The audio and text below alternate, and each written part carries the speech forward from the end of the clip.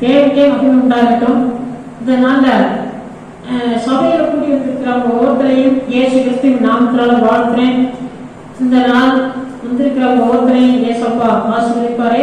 ஆண்டவர் உங்களுக்காக தந்த வேத வசனம் சூழலையில பார்க்கும் பொழுது நீங்க சோர்ந்து போகாமல் இருக்கிறதுக்கு, உங்களுக்கு தைரியமா இருக்கிறதுக்காக இந்த வசனத்தை திரும்பமாக வாசித்து உங்களை தைரியப்படுத்துறேன்.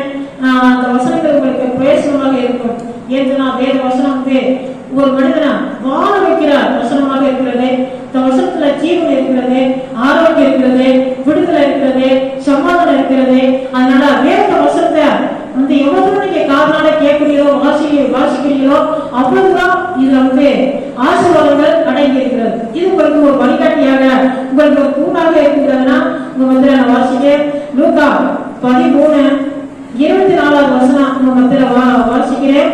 இடுக்கமான வாச வழியாய் பிரவேசிக்க பிரயாசப்படுங்கள். அநேகம் பிரவேசிக்க வகை தேடினாலும் அவர்களால் கூடாமல் போகும் என்று உங்களுக்கு சொல்லுகிறேன். இடுக்கமான வாச வழியாய் பிரவேசிக்க பிரயாசப்படுங்க. இப்ப இடுக்கமான வாச வழியாய் சொன்னாங்க, நீங்க ஆவிக்குரிய ஜீவிதத்துல கிறிஸ்தவ ஓட்டத்துல நீங்க ஓடிக்கொண்டிருக்கலாம். ஆண்டவருடைய வழியில நீங்க சென்று கொண்டிருக்கிறார். நீங்க போய் கொண்டிருக்கிற வழியில சில வேளை இடுக்கமாக இருக்கும், நெருக்கமாக இருக்கும், உங்களுக்கு கஷ்டமாக இருக்கும். அது பார்த்து நீங்க சோர்வு உண்டாது. அதுக்குள்ள என்ன செய்யலாம்? பிரவேசிக்க முயற்சி எடுக்கணும். இதுல அநேக பிரவேசிக்க பிரயாசப்பட்டு அவர்களால கூடாம போயிடும். இன்னைக்கு அப்படிதான் சிலருக்கு என்ன செய்யறது? கூடாம போகுது. ஆண்டவருடைய வழியில வரத்துக்குன்னா ஆண்டவருடைய வார்த்தைகளை கேட்கறதுக்கு அவ்வளவுதான், அவருடைய வழியில நடக்கிறதுக்கு கஷ்டம், நெருக்கடி. இப்படி இருந்து சொன்னாக்கா நீங்க என்ன செய்ய முடியாது? ஆண்டவருடைய ராஜ்யத்துல பிரவேசிக்க முடியாது. அவருடைய ஆசீர்வாதங்களை இங்க பெற்றுக் கொள்றதுக்கும் தடையாக இருக்கும்.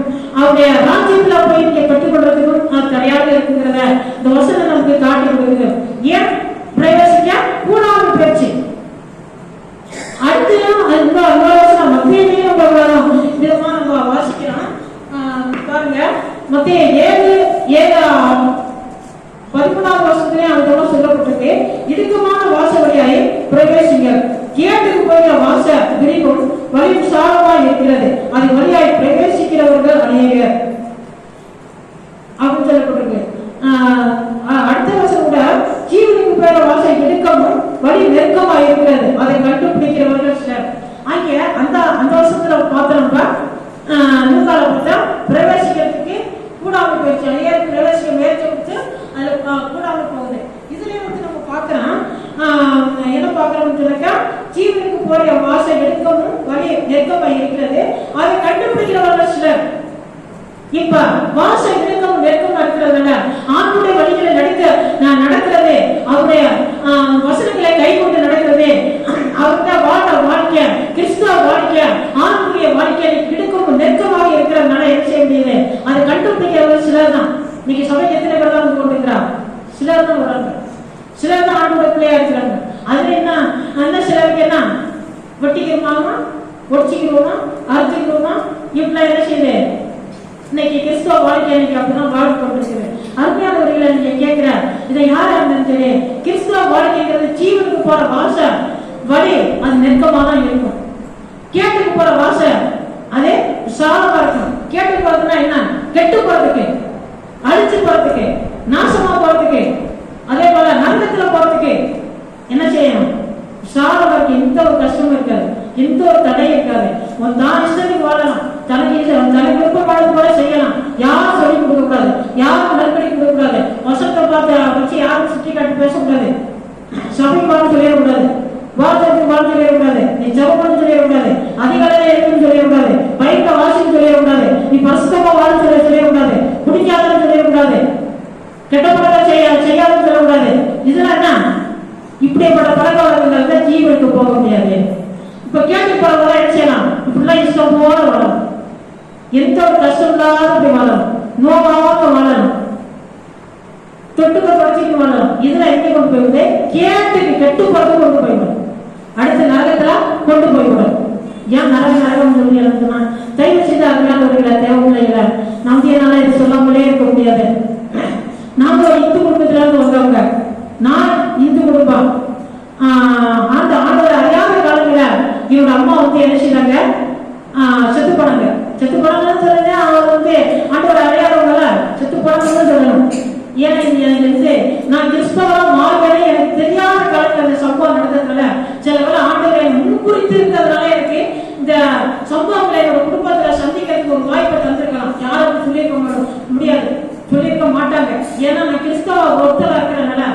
சம்பவத்தை என் காதில் கேட்கறதுக்கு ஒரு வாய்ப்பா இருந்துச்சு. என்னோட அம்மா வந்து ஒரு ஒரு வாரத்துக்கு முன்னாலே செத்து போனாங்க. செத்து போயாச்சு, உயிர் போயாச்சு. எல்லாம் முறைப்படி தூக்கி எந்த பக்கம் தலை வைக்கணும், எந்த பக்கம் கால் வைக்கணும் அதெல்லாம் வச்சாச்சு. தேர்தலாம் எடுத்தாச்சு, எல்லாம் ரெடி ஆகிறாங்க. எல்லாம் உடைச்சி கிடச்சி எல்லாம் அவரை வைக்கிறதுக்கு இப்ப வந்து என்ன செய்யறாங்க, உயிர் பார்த்து முன்னால என்ன செய்யறாங்க அப்படின்னு கையால இதெல்லாம் போட்டு போட்டு ஆடுறாங்க. தண்ணி வாங்கி குடிக்கிற போல பண்றாங்க. அப்புறம் என்னமோ எட்டி என்னமோ படிக்கிறாங்க. என்ன செய்யறாங்க, நாங்க மட்டும் என்ன செய்யறோம், கையை பிடிக்கிறோம், தண்ணியை கொண்ட வந்து ஊத்துறோம், வாயில புட்டு குடிக்க போறோம். இந்த தண்ணியை வாங்க மாட்டேங்கிறாங்க, இந்த தண்ணியை குடிக்க மாட்டேங்கிறாங்க. அதுக்கு ஒரு பொருட்டாக என்ன மாட்டேங்கிறாங்க. அடுத்து பார்த்தாக்கா அவங்க என்னமோ எட்டி படிக்கிறாங்க. என்ன படிச்சுட்டு எதுவும் படிக்கிறாங்களே, மாங்க படிக்கிறாங்களா எனக்கு தெரியலையே அப்படின்னா நாங்க யோசிக்கிறது. நான் கேட்க நான் அந்த சின்ன பிள்ளை அந்த நேரம் போயிட்டு மாங்கா பிடிச்சு தான் வந்துருக்கேன்.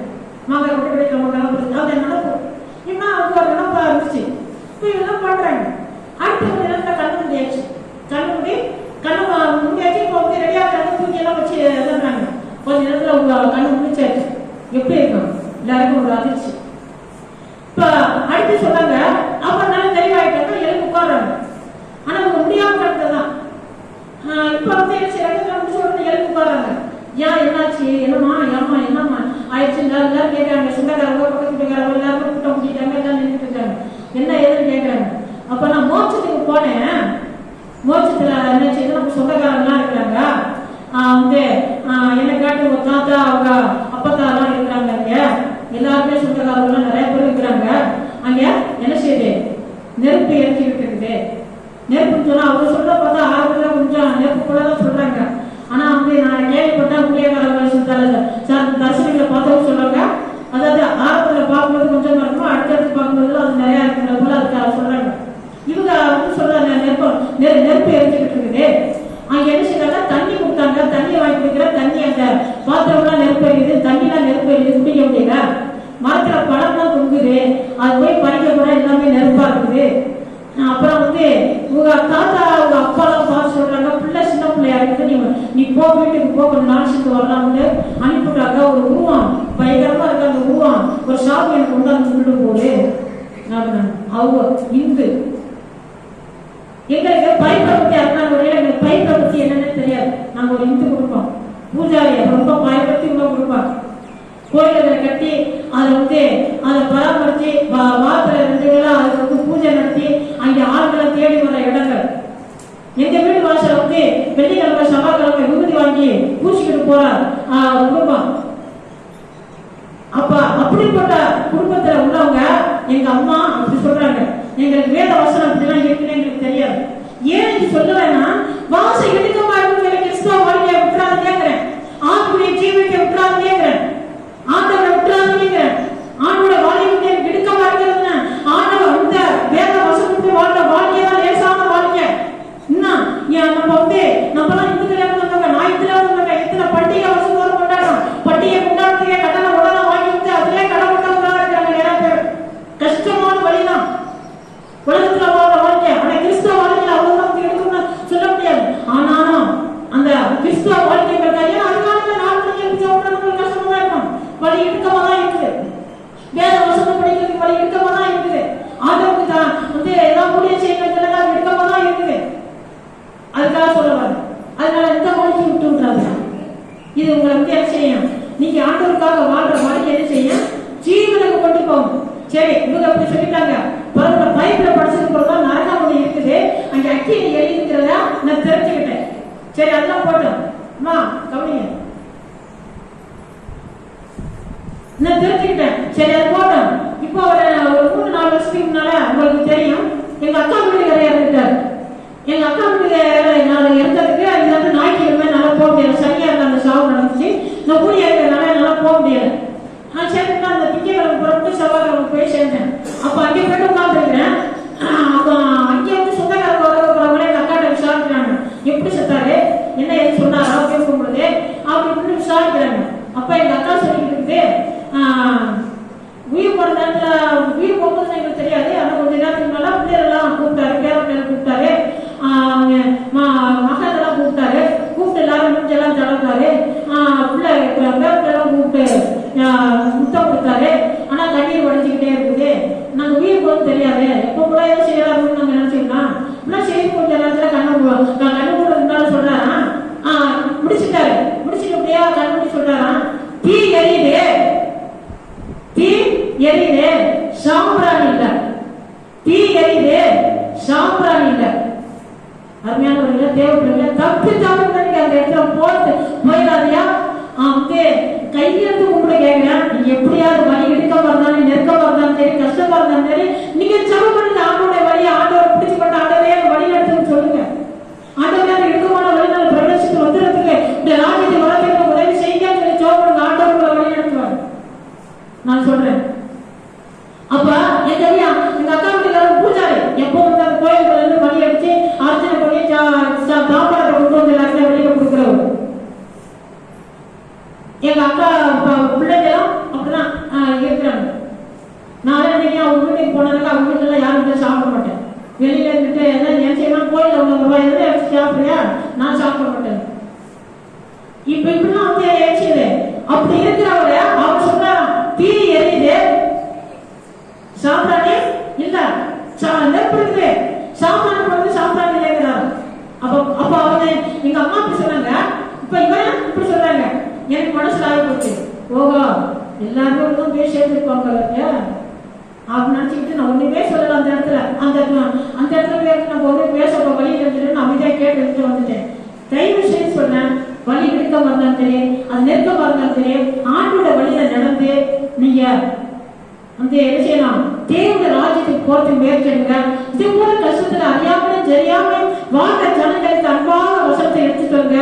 அவர்களே இந்த ஜீவ வழியில ஆண்டோட வழியில நடத்துறதுக்கு நீங்க முயற்சி எடுங்க. யாரும் அந்த இடத்துல போயிடக்கூடாது. நான் வேதனைப்படுறேன். என்னுடைய பெற்றோர்கள், என்னோட உறவினர்கள் அறியாத இப்படிப்பட்ட இடத்துக்கு போயிட்டாங்களே, வாழ்க்கை ஒண்ணுதானே அப்படின்னு சொல்லி நான் வேதனைப்படுறேன். நீங்க கூட பார்த்துருப்பீங்க. உங்களுக்கு ஒரு உதாரணமா சொல்றேன். நான் இப்ப வந்து செட்டை யூடியூப் பக்கத்துல தேவை பிள்ளைங்க ஏதாவது தேவை செய்தி கொடுக்குற நல்ல பிரயோசனம் வந்தா எனக்கு ஒரு எழுத்துல அங்க தட்டி விட்டுவாங்க.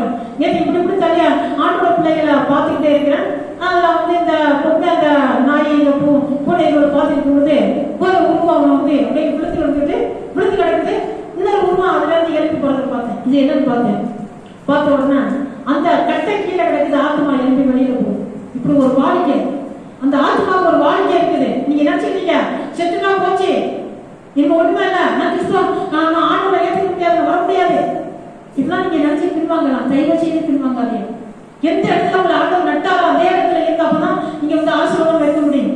உங்களுக்கு போதும் மனசுல ஆகும், நீங்க தேவனுடைய ராஜ்யத்துல போய் சேர முடியும். உங்க ஆத்மாவுக்கு நீங்க வந்து என்ன செய்யணும், நீங்க கண்டிப்பா நீங்க உலகத்திலே வாழ்ந்து நீங்க மறுத்தா கூட உங்க ஆத்மா என்ன செய்யணும், ஆண்டவர் முன்னால போய் நிற்கும். நீங்க ஆண்டவருக்காக வாழ்ந்தா மட்டும்தான் நீங்க எங்க போக முடியும். இல்லைன்னு உங்க ஆத்மா எங்க போக சொல்லி என்னுடைய பெற்றோர்கள் என்னுடைய குடும்பத்தினார்கள் வேற யாருமே சொல்லாது.